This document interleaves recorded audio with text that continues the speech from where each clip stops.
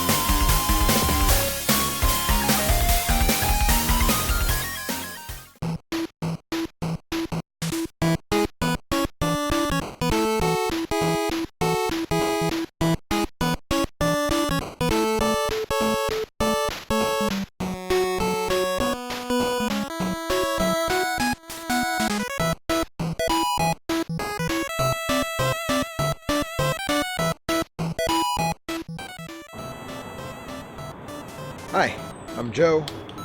This is Same Name, Different Game, and I'm out here enjoying the fresh air and getting some time in with this classic gray brick because this is the first episode of the Game Boys of Summer, a series I will be doing through the end of August to celebrate the 30th birthday of the Nintendo Game Boy.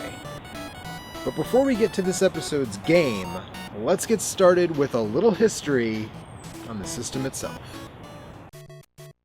The year is 1989, and Nintendo is riding high on the worldwide success of the NES.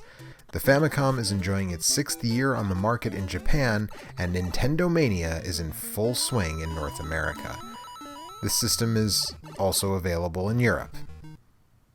Anyways, Nintendo had previously enjoyed a great deal of success in the handheld market with the Game & Watch series of handheld LCD games starting in 1980. In fact, Game & Watch creator and head of Nintendo R&D1, Gunpei Yokoi, invented the now ubiquitous D-pad for the Donkey Kong Game & Watch. And while the series would continue into the early 90s, Nintendo wanted to move forward with something a little more substantial. So, naturally, they turned to Yokoi and R&D1 to create a handheld system that would use interchangeable cartridges. This idea in and of itself wasn't new. Milton Bradley had released the Microvision in 1979, and a company called Epoch had released the Pocket Game Computer in 1984. But neither of these had any significant impact, and the combined software library for both of them is fewer than 20. Nintendo, on the other hand, had a horde of third parties behind them. And they had to know that Sega or Atari or someone was going to enter the handheld market sooner rather than later. In fact, the system that would become the Atari Lynx was already being shopped around by this point. So, how to best take advantage of Nintendo's resources?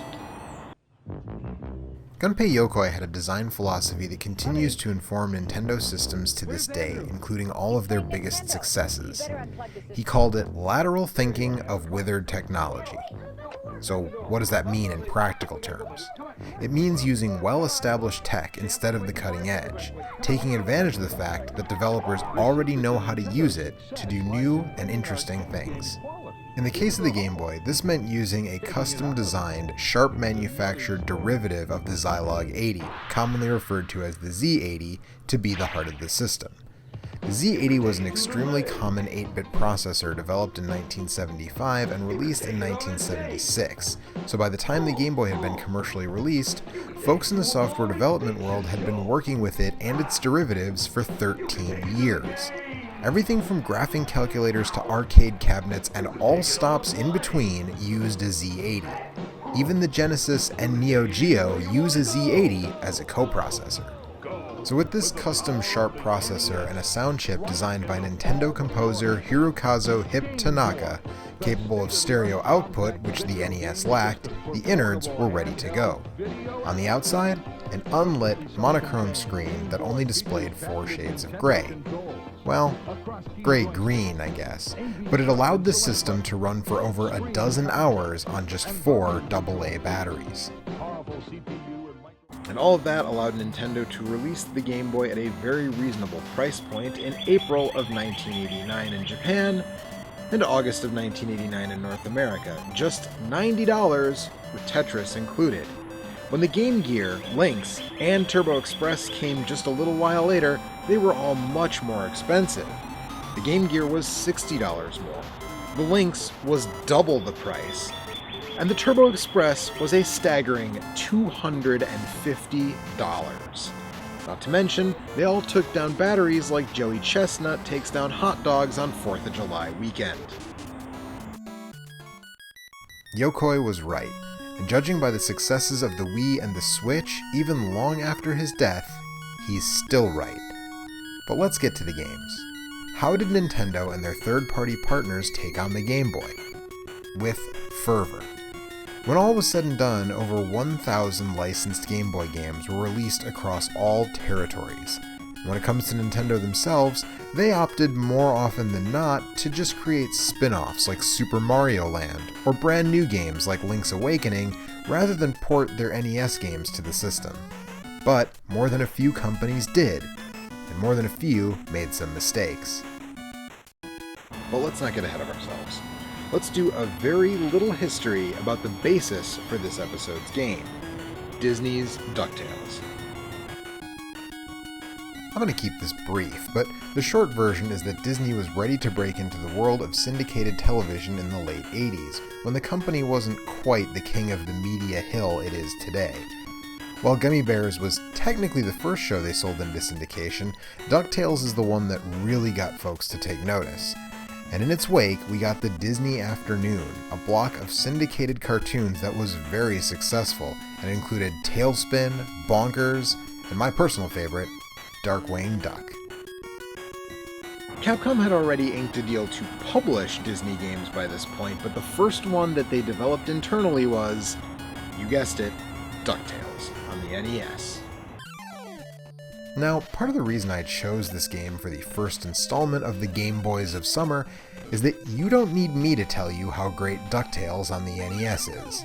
Just about everyone knows, and innumerable critics, both current and contemporary to the game's 1989 release, have poured praise on it.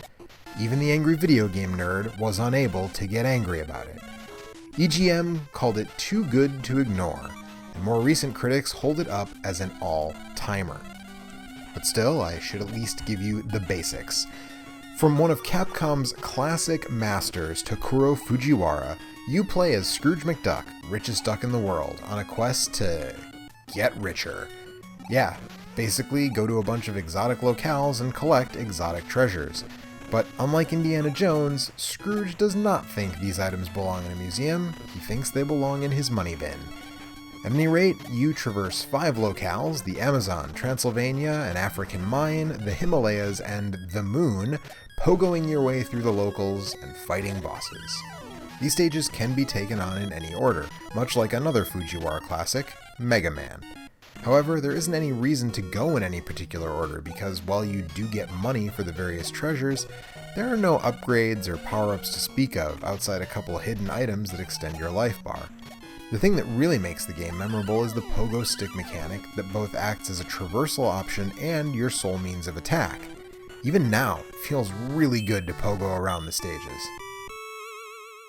But like I said, you don't need me to tell you that DuckTales is great.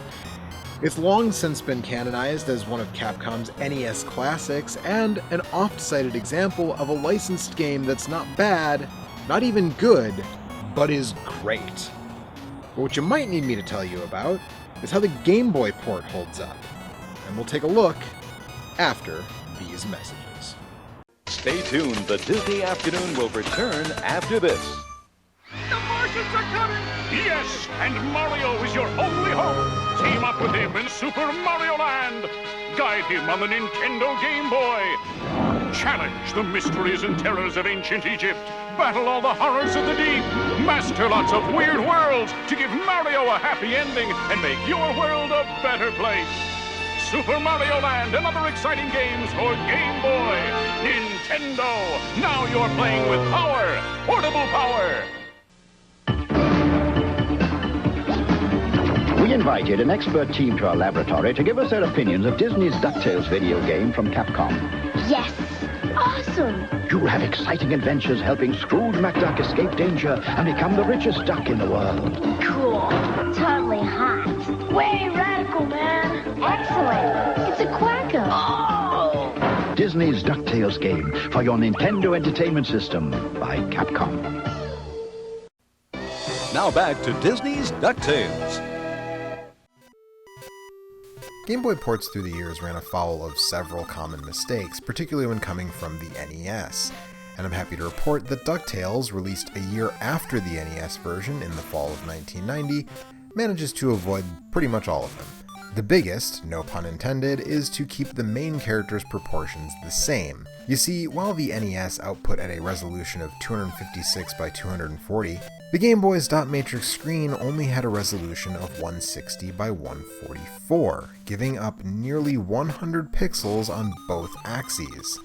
This necessitated resizing to make a good quality experience, but sadly, many games failed to do it. Even other Capcom games, like most of the Mega Man titles on the Game Boy, failed to do it, keeping the player character the same size as on home systems. Other games, like the first TMNT game on the Game Boy, seemed to make them even bigger. Sure, that turtle looks great, but yikes, at what cost gameplay? DuckTales, mercifully, avoids this as Scrooge has been redrawn to be smaller. Perhaps not as good as Sunsoft's Batman, which gives you a very tiny Dark Knight to work with, but given that DuckTales is less of a Twitch action game than Batman is attempting to be, and it's still a great step. And the supporting cast from the NES game and the show is all here too, from Launchpad McQuack to Webby to Gizmo Duck to Huey, Dewey, and Louie. So too have the enemies been redrawn and the environments remapped to both better suit the smaller resolution and be more quickly navigable on the portable. This means no scrolling up and down to cover larger than necessary stages, and it also means that while the stages don't become completely linear, they're a little less labyrinthine than the NES original. Which, again, on a portable is for the best. Doubly so here because, disappointingly, the one pitfall this game does fall into as far as Game Boy ports is concerned is that it lacks a password system or a level skip code, meaning it has to be finished in a single sitting. And remember, this was before such things as sleep modes and suspend states. This hurts even more because this version retains one of the flaws of the original. It feels a little padded, making you return to the Transylvania stage on 3 separate occasions. Sadly, the game has some odd glitches that can cause some annoyance, even if they don't entirely ruin the experience. The biggest one I ran into is pogoing over the falling bridge in the Amazon. Now look here, I spring up, then I just die for no reason. It happened more than once, to the point that I started just walking across, though pogoing is more effective in the NES game. Also, here's an instance of me taking damage immediately upon beginning a new life. That should never happen, and I still don't even know what hit me. Finally, there's the music. I like Game Boy music, and the system has become a boon for chiptune artists, but I guess maybe Capcom wasn't totally up to speed with Hip Tanaka's stereo chip yet, because some of the music isn't great. In fact, the most iconic song, the Moon theme, is the worst of all of them. It sounds really screechy. Ugh.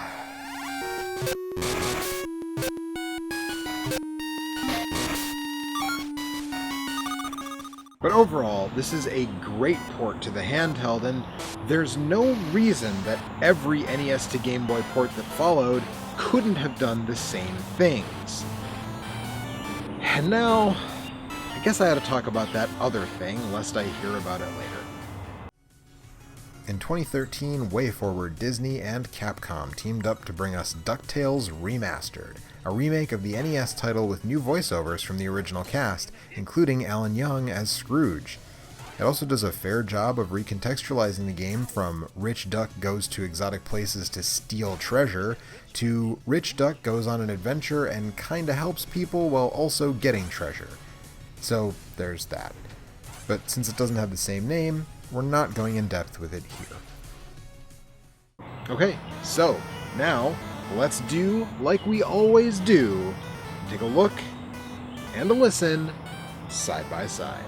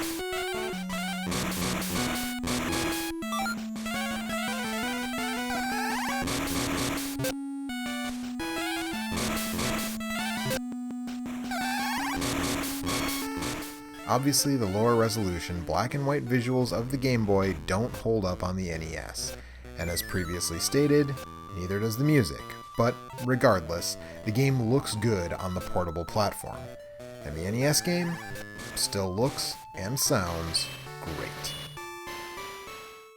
And that makes it time to give the edge, and if I'm being honest, it is definitely the NES version, but that's not really the point here. I wanted to take this opportunity to show off an NES to Game Boy port that gets it right, and this one does.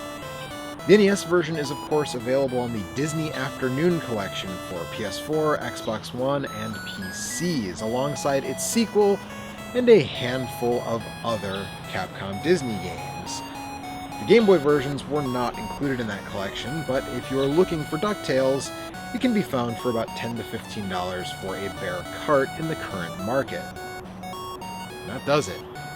But be sure to come back next month, because I will be looking at an offbeat arcade game whose only port was, you guessed it, to the Game Boy. See you then. Thanks so much for watching. If you dig the show, be sure to like, comment, subscribe, ring the bell, all that junk everyone on YouTube tells you to do. If you really dig the show, consider kicking me a buck on Patreon. You'll get new episodes early, as well as have your name listed among all these lovely people. If you want more licensed games, last month's episode on TMNT Tournament Fighters is on the left, and if you want more portable Capcom games, my episode on Gargoyle's Quest 2 is on the right.